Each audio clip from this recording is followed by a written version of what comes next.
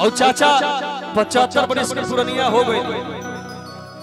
ये हमरा पता नहीं है कि महतारी रहू आज बाड़ी की ना बाड़ी, लेकिन महतारी अगर आजो रहू रहती तरुआ के अपना हाथे से कवर खियौती, तब तक ना खैती जब तक रुआ खैले ना रहती। यह माई है। एक जन्म का 7 जन्म ले हर सुदियों नहीं दिया। एक जन्म का 7 जन्म ले हर सुदियों नहीं दिया। केहुओ से चूकी ना दुखवा के कर जमाई, से चूकी ना दुखवा के कर जमाई। केहुओ से चूकी ना दुखवा के कर जमाई।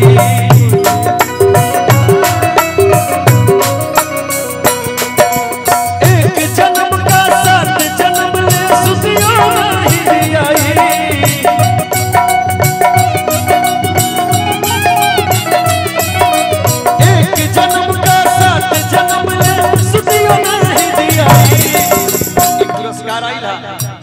छोटे भाई खूब सुघर गवैया जे अपना मेहनत से आज भोजपुरी में नाम करता, नाम उहे कइले बा भोजपुरी जगत में, चाहे संगीत के दुनिया में चाहे कोनो क्षेत्र में, जे अपना काम के पूजा समझ ले बा, सच्चा मन से लगन मेहनत से काम कइले बा।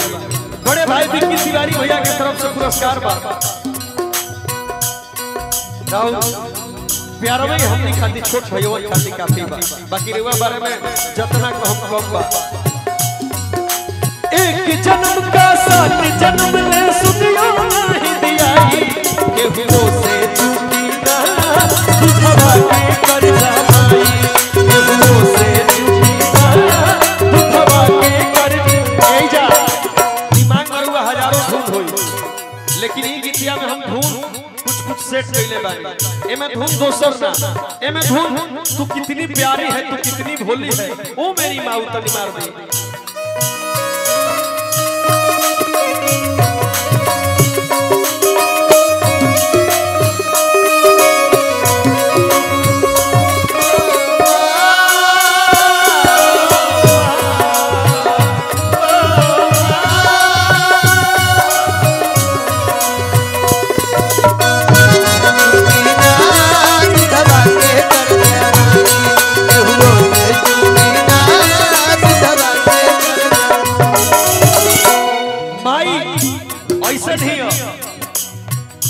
जे घर के सारा काम काज करके 12 बजे जब बतुअन करे ले और दीपक कहीं से भूखाई लागे ले आ कहेले अपना माई से कि माई हमरा बड़ी जोर से भूख लागल बा। भूखासल माई अपने ना खाई, अपना बबुआ के खियावे उहे नु माई है। अभी हमरा चाचा के तरफ से, पिताजी के तरफ से पुरस्कार आई है।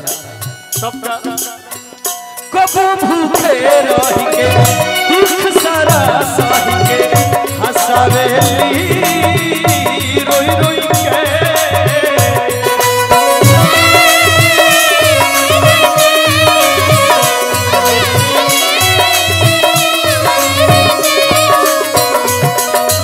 हम माई से प्यार करे वाला पहिलका बेटा के देखो तनी, माई से प्यार करे वाला पहिलका बेटा के देखो तनी जे अपना माई के प्यार में नाचता ना, तो एक घड़ी तो लोग अपना गर्लफ्रेंड के प्यार में नाचता।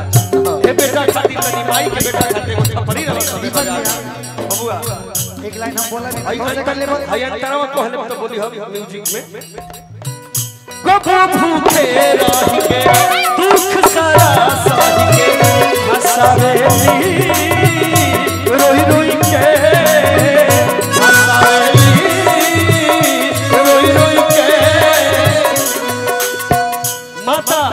रोहित भैया कबो को माता ना हो, भाई बेटा बेटा हो जाए, माई कबो को माई ना हो।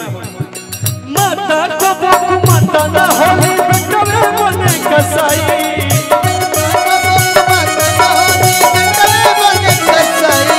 माता कबो को माता ना हो, बेटा बने कसाई।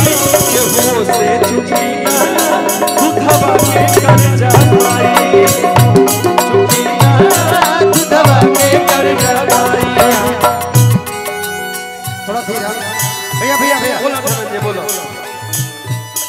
भैया भैया भैया संतोष भैया बोले दो। हाँ, बोलो। मेरे दुश्मन ने मेरी मौत सजा रखी थी। मेरे दुश्मन ने मेरी मौत सजा रखी थी। मेरी माँ ने मुझे दुआओं में रखी थी कि दुनिया में जब इंसान पैदा हुआ पहले अपना मुंह खोला, सारे रिश्ते बाद में जाने